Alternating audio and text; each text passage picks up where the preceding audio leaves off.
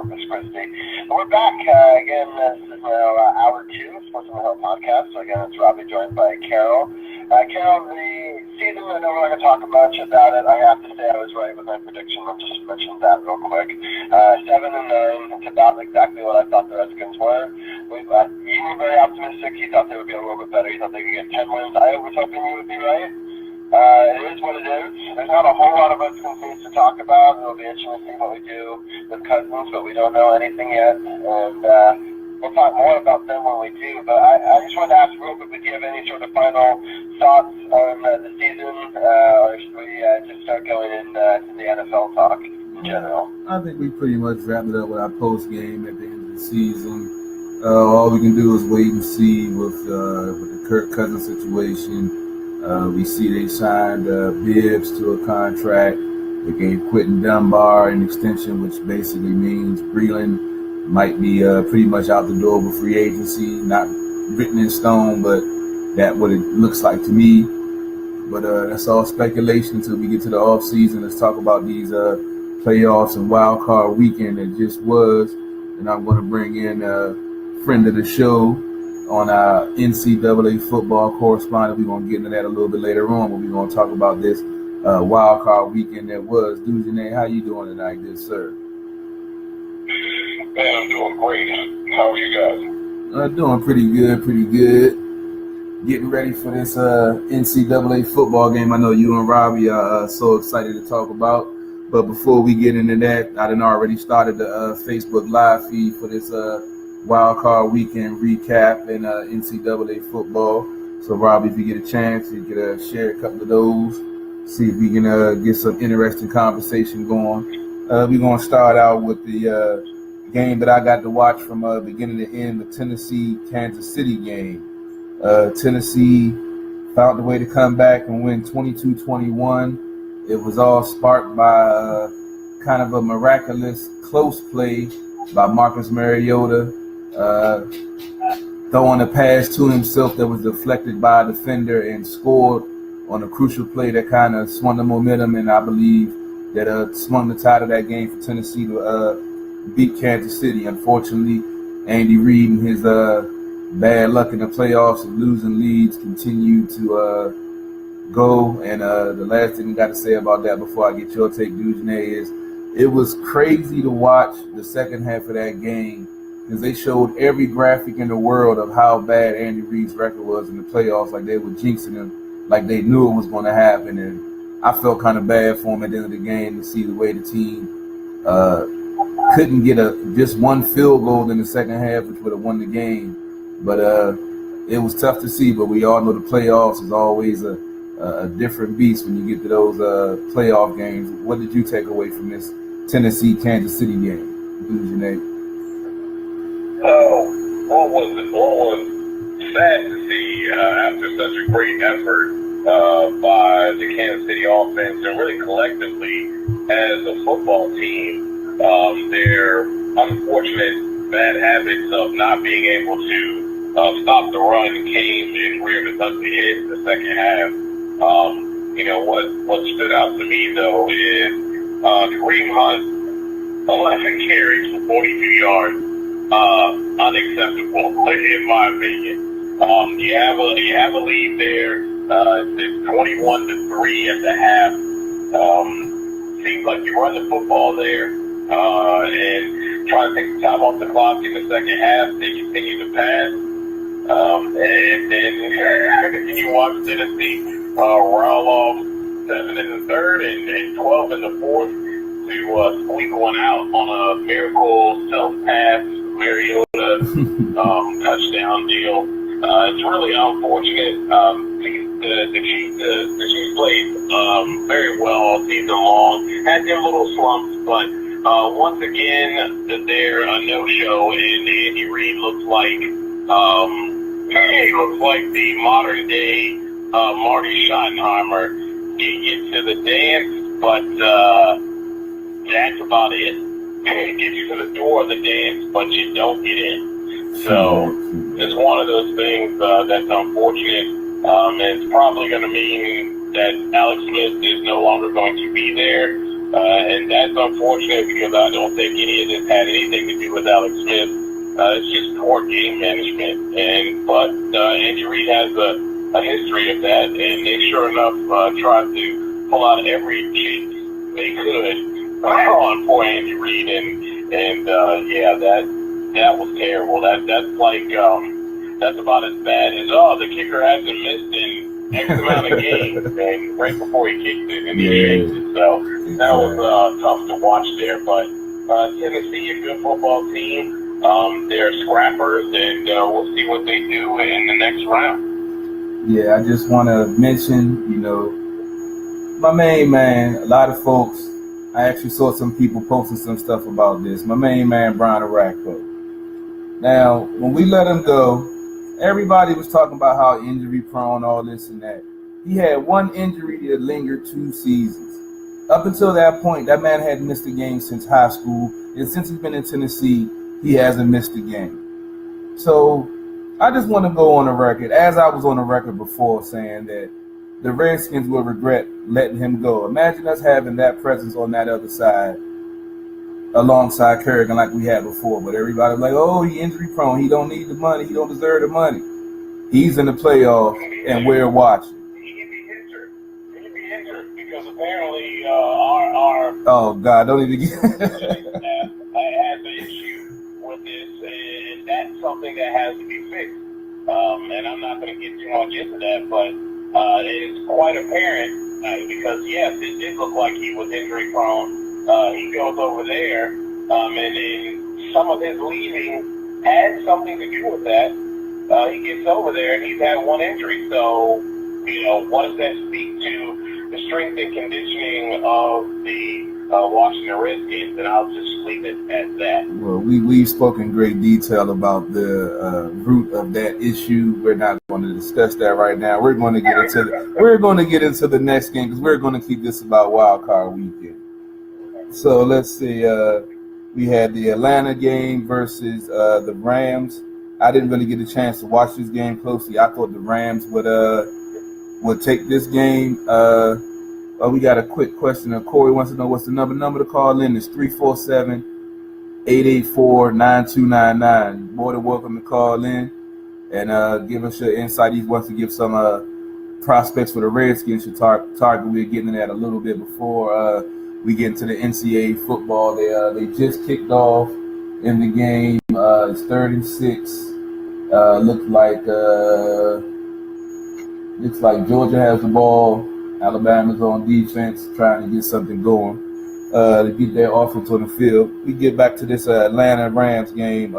Like I said, I didn't get a chance to watch this one as closely, so Dujunnea, I'll let you cover this one. I was expecting the Rams defense to make a stand, but looked like Matt Ryan handled his business, and from what I did see, Jared Goff looked like he was a little rattled being out there in his first playoff appearance. What did you think? That Atlanta front seven, you look at the linebackers that they have there in Atlanta, the front seven really got after him. They threw some things at him with Neal, Jones, getting after him and doing some stunts in there, getting in his face. He had to move around a little bit in the pocket, made some air throws early. It started to get his feet under him. What I thought was a deciding factor in this game is something that we praise Sean McVay, and I'm the first one to praise him for the job he's done with the Los Angeles Rams. But what I will say is that what he did in Washington has shown his ugly head again in this playoff game.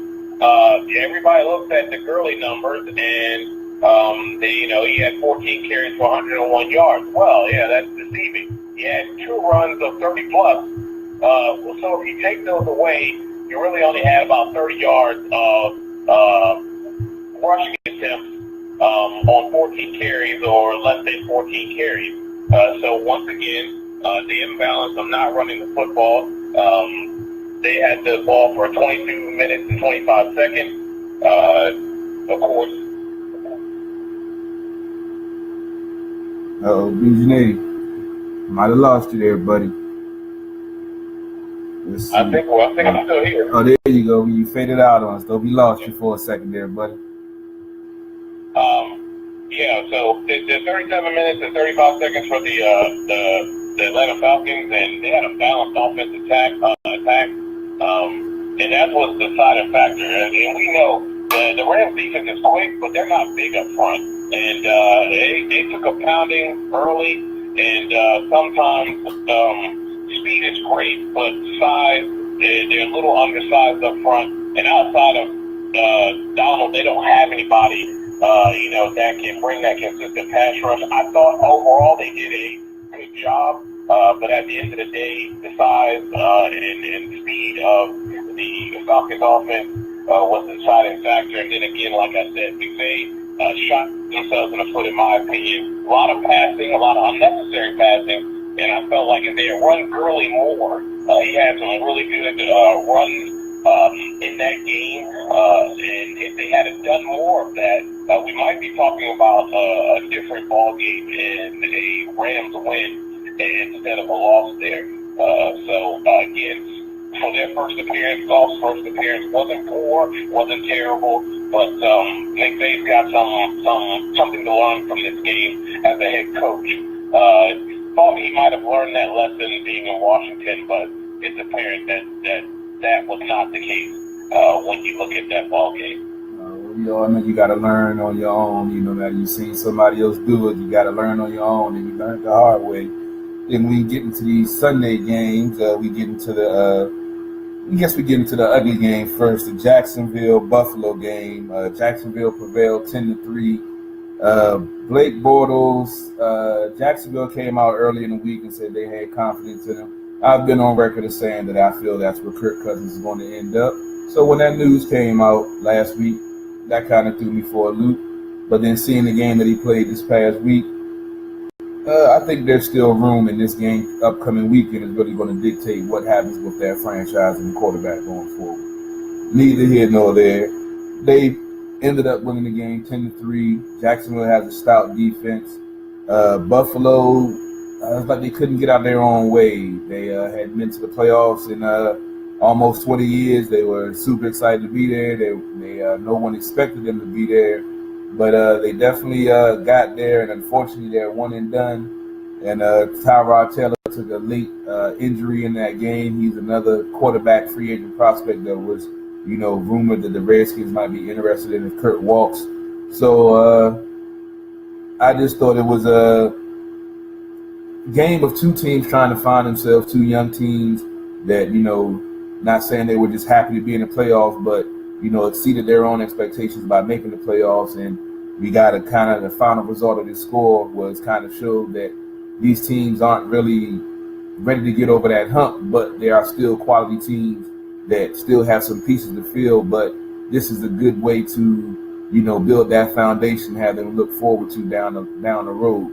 What did you take away from this Jacksonville-Buffalo game, Dujunnea? I thought the same thing. I thought that Tyrod Taylor and the Buffalo Bills kind of didn't take advantage of the opportunities that were there.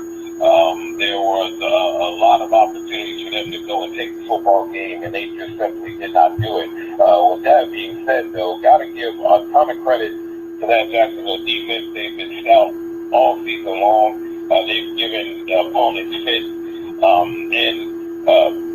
Blake Bortles is Blake Bortles. I know a lot of people and a lot of talking heads today have been very critical of his performance. He missed some very easy throws, some of which I believe me, you, or Robbie could have hit. With that being said, though, I kind of look at Trent Dilfer and Tony Banks.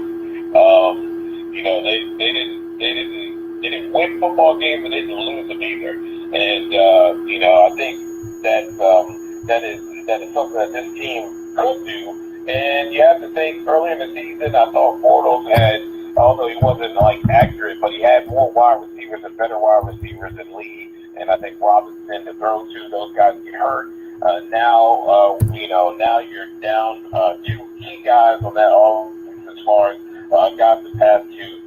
I think that kind of hurt him a little bit as well. Don't get me wrong, he's not like, some top tier quarterback that you're going to go out and trade for or any of that. But he lost two weapons that he relied on during the season. And I think that's been a little bit of a factor. But we'll see what they can do against the Pittsburgh Steelers. They caused 5 turnovers in on that defense. I don't see that happening again. But that team is known to be able to get turnovers. And, again, you're going to probably have to score more than 10 points against AB and company in that game, especially at Heinz Field. But anything is possible. That's why they play on Sunday. So we'll see. But, as a spot for Kirk, I kind of like Denver, but that is a possible spot. I mean, they need a quarterback, and if they had a quarterback like Cousins, we can only imagine how much better that offense would have been, and maybe how many more points they would have scored to have, I don't want to say a competent quarterback, but a guy who isn't scared to make the mistake, I guess. Yeah, the X factor for me is it's no state income tax, so that guaranteed money is a little bit more when you don't have to pay the state that income tax. Absolutely. But okay, we're going to get to yes sir. That's when that $90 million guaranteed is actually 75 instead of 65. It's a big difference. Exactly. All right, then we get into the Who Dat Mike. He hit me up earlier and told me to give a shout out to the Saints. They prevailed 31-26 over Carolina. This was a pretty exciting game. I watched most of it.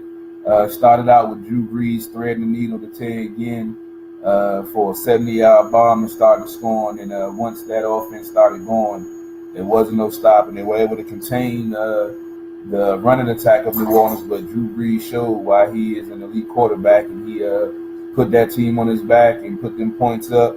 And even though Carolina had a late surge to try to tie the game, I saw it was some type of play at the end that I missed, some type of controversy. I know you probably caught a Dujunnea, but New Orleans definitely looked formidable in this game, and will be advancing to play Minnesota next week. What did you take away from this game, Dujunnea? From the beginning, when they were on their little run to be able to have a playoff. I said it before we got to these games. I felt in the last few games that the Saints have been in that mode or in that form of their Super Bowl run. I had an opportunity to cover this team during that run, and I really believe that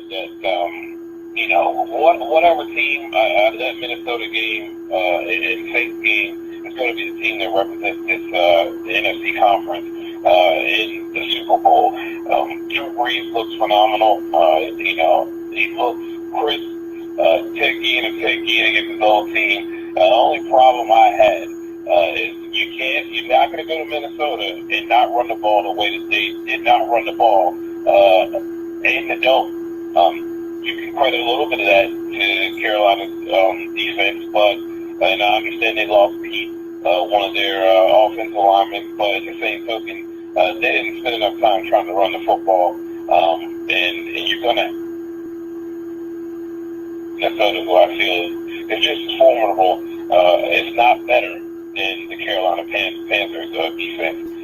When you look at the biggest problem I have with the game, first of all, Sean Payton. No more 4th and 2 calls, please. Especially late in the game. I don't understand why you don't punt the ball there, try to shake it out of bounds. Who gives a crap if it doesn't go any further than 20, or you can at least get it inside the 15 and give them a long field. I don't understand the 4th and 2 call. Then he throws the interception, which is not Brees' fault in the sense that, yes, it does turn out to be kind of a punt, but really, they shouldn't have to come down to that. Now, for the blunder upon blunders that we've been seeing this entire weekend with officiating, which grinds my gears to no end. the interception, which was not an interception, because he makes an attempt to catch the ball, and it comes out as he's going to the ground. Now, they gave him the interception. Now, in what league or in what game in the NFL, if it's the offensive player, they're not going to give him a reception. So how is catching the ball, defensive or offensive, any different? And you know, it just goes back to the fact that you have people that are above, that are head of officiating, that don't know what the heck they're doing. And it's quite apparent that let's have the best crews out there. Let's not be mixing these guys up, because those guys have never worked together. And please, Lord, can we figure out what a catch is? And I mean, it's just absurd that, honestly, they should have had the ball, turn it over on downs, shorter field, and Sean Payton put his defense in a spot where, not saying that the Carolina Panthers would have won that game, but they probably would have had a better shot, being that they had a shorter field with plenty of time on the clock. With that being said, though, Saints deserve to win, and like I said before, I said it before they got into that game, I feel like they are in that form of their Super Bowl run, and if they can get Kamara and Ingram going in that game against Minnesota, who's been sitting, waiting, you know, I think they go right to the Super Bowl and have a really good shot at winning it again. They look really solid in that game, and Carolina did too, minus Cam Newton not having any wide receivers, so. It was a really good game, probably one of the better games of the weekend, in my humble opinion. No doubt. Let's get to the upcoming weekend. We got Atlanta at Philly at 4:30 on Saturday. I've said all season, Philly's played well. They beat who's been in front of them, but I'm just not sold on them. Atlanta going into Philly, Matt Ryan's experience. I'm going to take Atlanta in this game. I know Robbie's going to cover it in the pick'em. I'm going to just give my quick ones because I know I won't be able to stick around for the pick'em. So I'm going to just give mine. I don't know if Dujunnea is going to be able to stick around for the overtime if he want to give his picks later on.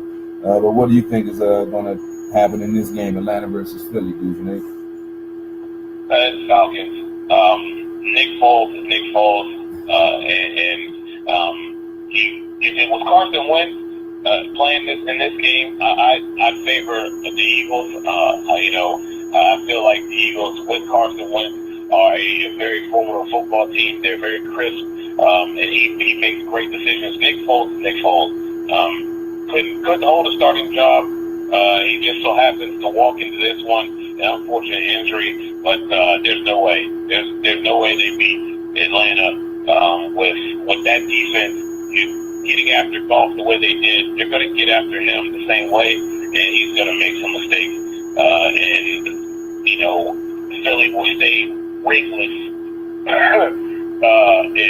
for another year. So, I think that's Atlanta all the way. No doubt. Okay, then we got Tennessee and New England at 8:15. I like Tennessee, but I can never go against Brady in the hoodie. I'm going with New England. I think it's going to be a tight one because Tennessee does have a good defense. Mariota, he's a X factor in what he can do, but Belichick always has the mobile quarterback's number, so I can't go against New England, especially at home.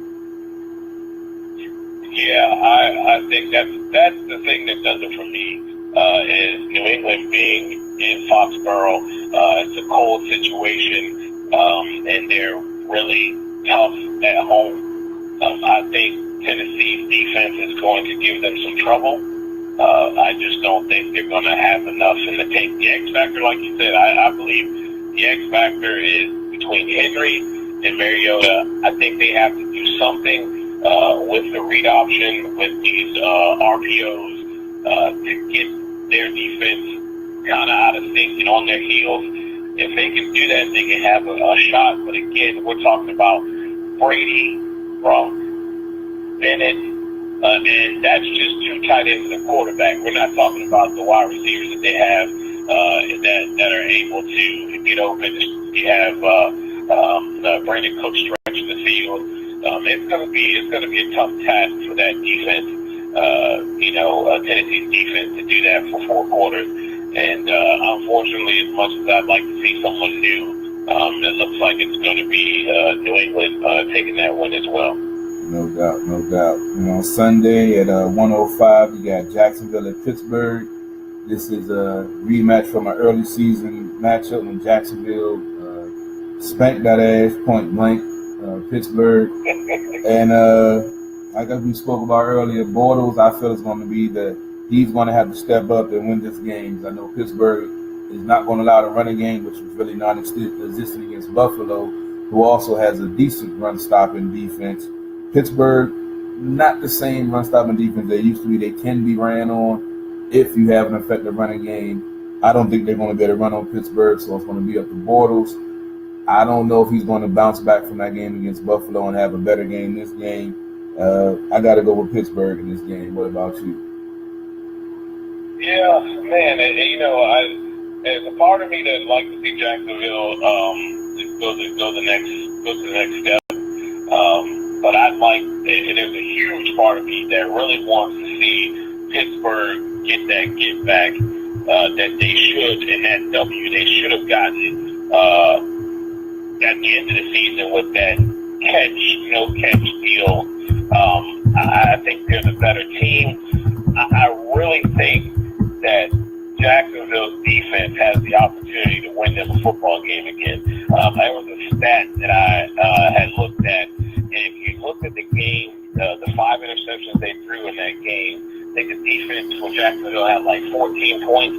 Overall, their offense only mustered up maybe like 10 or 12 points total.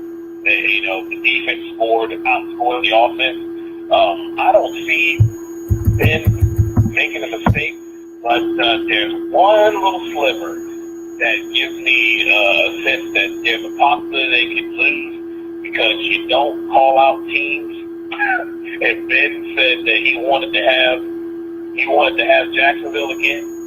So we saw what happened when you called out football teams, the Rams, and they got beat. So there's a small possibility that they could get beat because Ben called them out, and I don't know if I want to call that defense out.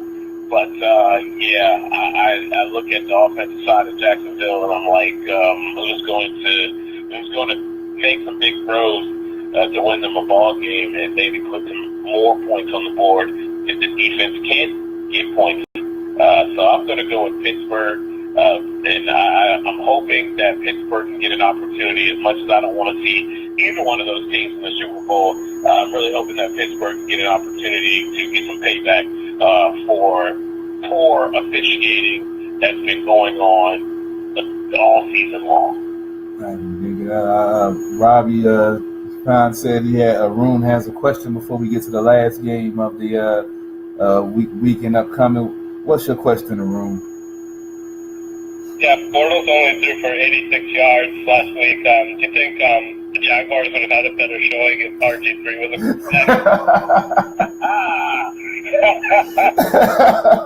Oh man! I don't even know how to answer that one. I can answer that one. I can answer that one. And I really think that Griffin could have done more. Problem though, and once again, we see what Griffin has done when he doesn't have wide receivers. So, and he can't get out of his own way. So he's going to get a couple runs. He's not going to get down. He's going to get walloped by some 190-pound quarterback, and he's going to be out. That's the sad part about Robert Griffin, the talent that he has, but he can't get out of his own way. As far as understanding that, hey, I'm not a big guy, I need to get down. And we've seen him not do so well when he doesn't have talented wide receivers. He had some decent wide receivers with Cleveland. And I said decent, and I used the word decent loosely, but he did have success with, not super talented wide receivers, but we see what they're working with there in Jacksonville. And I don't know if he could have done much better, but I think he could have put more than 10 points on the board. All right, Arun, and we're going to get back to talking about players that actually.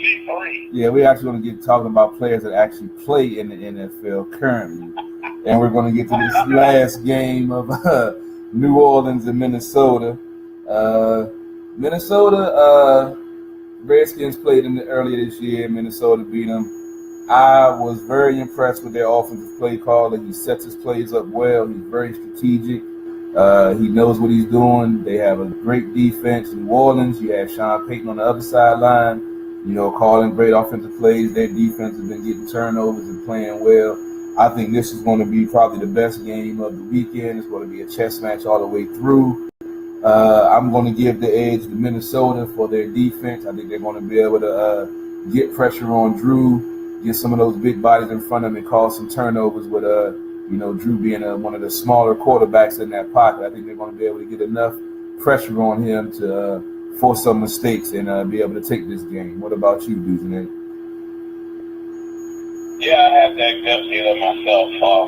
I think that the passing game won't be as much of a factor as it was this past weekend.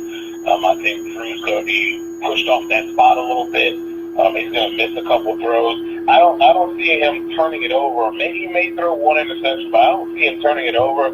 I see Sean Payton having to go back to doing what they've done during the regular season, something that they didn't do this past weekend, and that's getting Kamara out in the space. Kind of using him like Washington used Chris Thompson, and incorporating a little bit more of that run game. If they can do that, then of course we know you have to respect two-headed monster. You create some plays down the field, and I see Ted Ginn getting involved. I see Michael Thompson getting involved, or Thomas getting involved, and it's all going to start with the running game. So if they cannot come out and do what they did in this past game in the Dome against the Carolina Panthers, against the Minnesota Vikings in that Dome, as crisp as they played offensively, and defense that has some tenacious cornerback play and safety play, they're going to have to run the football, slow that pass rush down, and then start getting some things over the middle of the field and some play action abilities, and take advantage of some things with their speedy guys like Ted Ginn, and they'll have a shot. But if they go and do what they did, making themselves one-dimensional, it's going to be a tough football game for them. It won't bode well. But like I said, one of these two teams, man, it's going to be the team that represents the NFC, I believe, in the Super Bowl. No doubt. Appreciate that. Quick, still 0-0 in the game. Looks like Georgia has the ball again, 3rd and 5 again, and Alabama is bringing pressure. Looks like Georgia got the first down with a nice run up the middle. We weren't planning on it, but we have a first-time caller calling in with some Redskins prospects. We always love to get folks on that have the same passion and love for the team like we do. So we get to a friend of the show, Corey. We've spoken a few times online. How you doing tonight, Corey?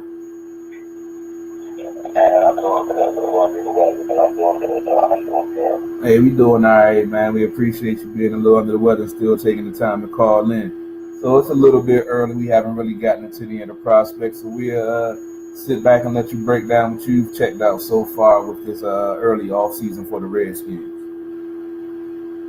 All right, so first of all, okay, that I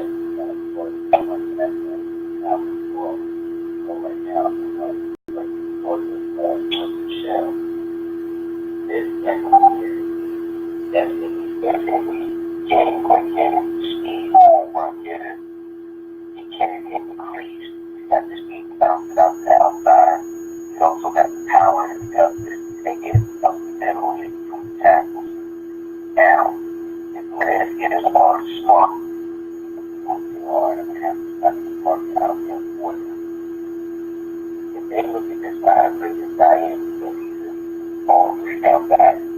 actually got a Chris Thompson and some other people. And honestly, I'm not too sold on Rob Kelly. I know there's a lot of people maybe, but I'm not too sold on him. Plus, we have, you know, that's so, if we can find to win, have both Sonny Michelle and Chris Thompson when he gets healthy on the field at the same time. Getting into the teams and get creative, get into a corner where whoever the quarterback is, whether it's Kirk or whoever it is, you have one to build on. Because that is the thing that has during on the pass is the fact that you have not to get it more fast. There's other names that's out there like quarterbacks and barbecue from Mississippi. You also have a quarterback from the University of Northern Central Florida, like Hughes. This is the guy who's also not only just locked out quarter, but this guy, he moves in the return game as well. He has taken that kickoff returns, he's taken that punt returns, taking the ball, and on the slide, the lot of on the outside. This is a kid who can go ahead and go to take the investment. Josh Norman, when he gets up there in age, he's able to move on in his career. Also, the names on the defensive line, going from University of South Florida, you got Brooks Hector. You also got, I'm doing his name right, DeAndre Sinat, I believe. If you are not able to go out and die like Peter Bennett from the University of Washington. So it's my core defensive line down there is because I guess we showed with all the right injuries going down towards the end of the year. We could not stop the run after the Royals tried to get out. I did not know that was going to have a big effect on our defensive line. Like we had he's been fresh and also the ball over the same back and stop the run. And it's something that's going to make us have a lot of that. So those are the names that I just found out go out there. So one folks looking at one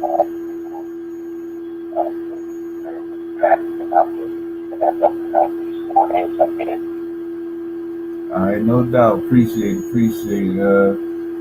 those prospects. We always love some insight for the college game. We appreciate you calling in. You go ahead and take care of yourself, man. Get better, and next time you call in, hopefully you'll be feeling better, and we can get some more prospects when it's off-season draft time. Appreciate you calling in, and check you next time, man. All right, no doubt. Thanks, man. All right, later. All right, well, we're going to go ahead and wrap up the NFL talk. I know we ran a little long, but I know Dujunnea and Robbie have been chomping at the bit to talk some NCAA football, so I'll let Robbie get to a little segue before his overtime when they get deeper into the NCAA playoffs and the NFL playoffs. So, Robbie, I know you had some interesting stuff you want to talk to Dujunnea about. Go ahead and let y'all chop it up on the NCAA football stuff. Sounds good. This game, I know there hasn't been a lot of scoring so far, but it's been an exciting defensive battle. It kind of reminds me almost like an NFC East slugfest. The SEC is the battle of the two teams that people wanted to see in the SEC Championship, but Alabama lost that game. Big play by Georgia, though, to tiptoe. Didn't get out of bounds and just tiptoed down the line. One of the biggest gains of the game so far, about a minute 30 left in the first quarter. Georgia's now on the move. The score is 0-0. There's been some opportunities. There was a field goal that was missed. Is that right? I think. They made it originally. Who did? Alabama. Okay, so Alabama made a field goal and it was missed. They called back as a penalty, but they missed the next one. Yeah. It's been an interesting first quarter so far. Dujunnea, what are your thoughts on this all-SEC championship game? This is what I pretty much expected from these teams up to this point. You got two great defensive teams. They both pretty much are same style offensively. I think the biggest thing here, and I said this before, with Georgia and its running game, they've done an excellent job of when the chips are down, when it doesn't look like they can get anything going. You just never see anything like it, whether it's NFL or college. A team sticking with the run is what they do best, and I expect Georgia to do that. And I think a lot of these talking heads that just seem to act like Georgia isn't the SEC champion and doesn't exist. And I understand what Nick Saban brings to the table, but offensively they didn't look very good in that Clemson game. They really didn't look all that great down the stretch. Hurt does not throw the ball very well, and when you have a two-headed monster at running the football like Georgia does with Chubb and Michelle, and then the ability to have solid play action out of that, it's a tough matchup for any defense.